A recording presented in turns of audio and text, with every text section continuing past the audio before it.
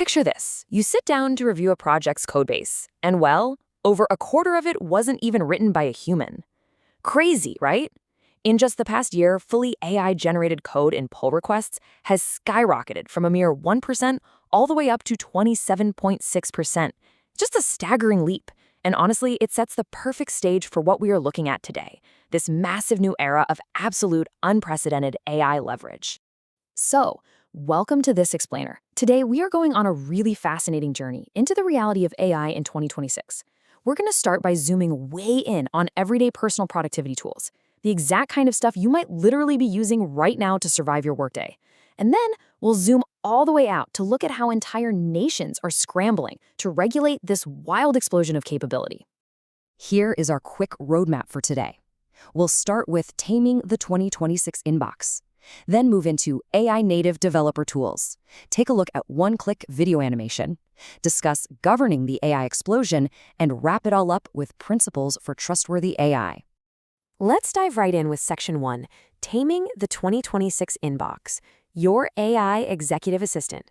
Okay, so if there's one problem we can all relate to, it's drowning in emails. And the market has segmented in a really interesting way to fix this. You have tools like Inbox Zero, starting at $20 a month, which is open source and basically works quietly in the background on top of your existing Gmail or Outlook. But if you want a totally different experience, you've got tools like Superhuman or Shortwave. These actually require you to ditch your old setup and switch to brand new AI-first premium clients. It really just comes down to whether you want AI layered onto what you already know, or if you want the whole shebang with a fully AI-native interface. The cool thing is, you actually get to choose your exact level of leverage here. Take Sanebox, for instance. It gives you smart background filtering, meaning it organizes the mess, but it doesn't actually draft anything for you. Sits firmly on the lightweight side of things. But then on the complete opposite end of the spectrum, you have something like Seraph. Seraph is literally an autonomous executive assistant-style agent. It actively drafts and triages your inbox for you. It's incredibly hands-off. So the crucial question for you is just how much of the wheel do you want to hand over to the machine? Moving right along to Section 2, AI-native developer tools and the new coding bottleneck. Because AI can spit out code at lightning speed now, actually writing the code isn't the bottleneck anymore. Validating it is. And to grasp why, we really need to understand something called code-based context. This is an AI tool's ability to understand the bigger picture, the dependencies, the callers, the whole repository structure, and all those hidden assumptions that live outside the single file it's currently looking at. This concept is absolutely crucial. You see, an AI that only looks at one file might write code that looks perfectly fine, but plug it into a massive, complex system and it will break all sorts of hidden rules. So how do modern dev tools actually handle this? Well, yes, having an AI-native editor like Cursor is amazing for writing and editing code right there on the fly. It's a game changer, but you absolutely need a tool like Greptile backing it up. Greptile acts as a PR-native reviewer that uses full code-based context to independently validate those AI-generated pull requests before they ever get merged. Basically, one tool pumps out the massive volume of code and the other does the heavy lifting of contextual validation.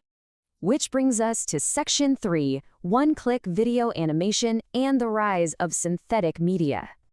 Let's pivot from text and code to visuals.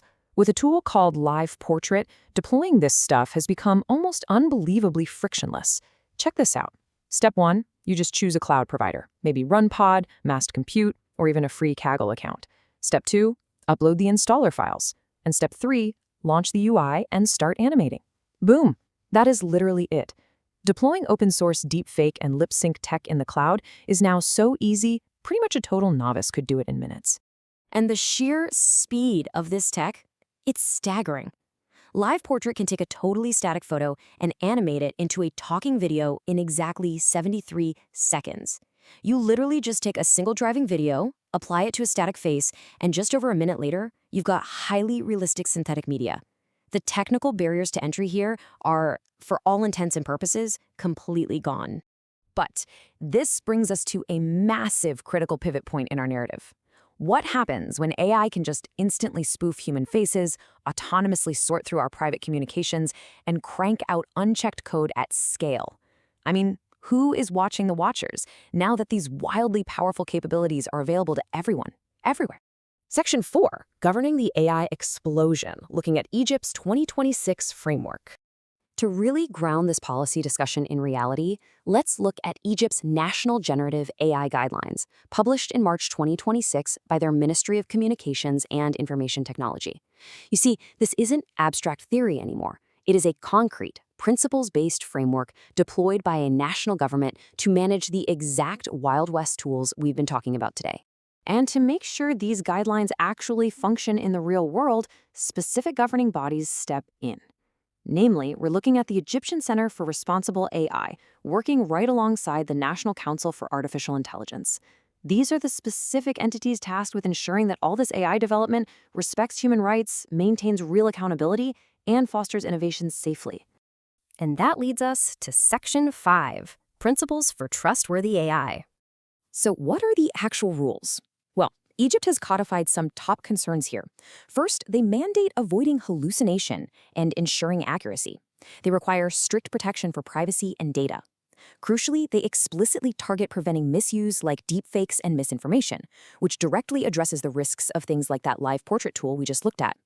They also demand human oversight for agentic AI, linking right back to those autonomous coding and email bots we discussed earlier. And finally, they heavily target transparency and explainability. But honestly, if you take away just one foundational rule from this entire framework, make it this. AI systems are assistive tools, not autonomous decision makers. It doesn't matter how unbelievably advanced the code validation gets or how smart your email inbox becomes. At the end of the day, human accountability absolutely must remain central in all high-stakes contexts. It's actually fascinating how the Minister of Communications, Rafat Hindi, summarizes this required balance between innovation and safety. He states, quite powerfully, that AI must enhance, rather than replace, human judgment. I just love that. It's a truly empowering vision because it keeps real people right at the center of all this technological progress.